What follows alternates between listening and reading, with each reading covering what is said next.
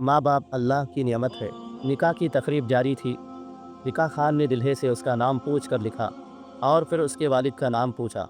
دلہا اس سوال سے گھبرا گیا اور نکاح خان سے کہا، ہم صرف دو ہیں، میں اور میری ماں۔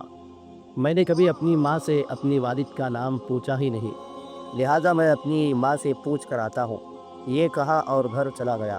محفل میں موجود لوگوں میں سے کسی کو بھی اس کے والد کا نام معلوم نہ تھا۔ گھر میں داخل ہو کر اس نے والدہ سے اپنے والد کا نام پوچھا۔ والدہ بھی گھبرا گئی اور گمسم خاموش۔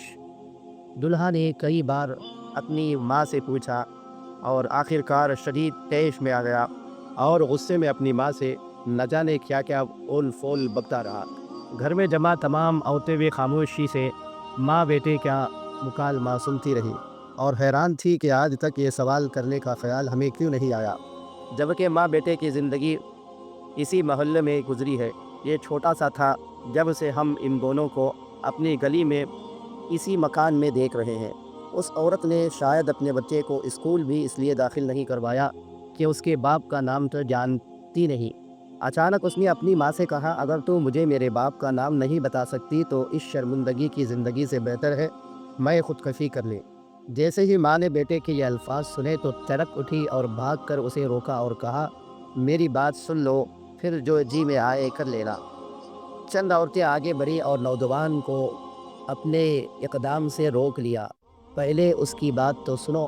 پورے گھر میں خاموشی طاری تھی۔ سبھی اس عورت کے لب ہلنے کے منتظر تھے کہ وہ گویا ہوئی، یعنی وہ بولنے لگی، پاکستان بننے کے بعد ہمارے والد، چچا، بھائیوں اور خاندان کے تمام مرد اور عورت ہجرت کر کے پاکستان کے لیے عازم سفر ہوئے۔ راستے میں کسی جگہ ہمارے قافلے پر ہندو بلوائیوں نے حملہ کر دیا۔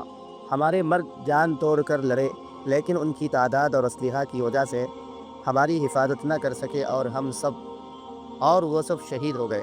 لڑائی کے دوران میرے والد نے رات کے اندھیرے کا فائدہ اٹھا کر ہم عورتوں کو نکالنا چاہا، لیکن میرے علاوہ کسی کو بھی بچانے میں کامیاب نہ ہو سکے۔ میرے خاندان کے باقی عورتوں کا حال کیا ہوا میں نہیں جانتی۔ مردوں اور عورتوں میں سے کوئی زندہ بچا بھی یا نہیں، مجھے کچھ پتہ نہیں۔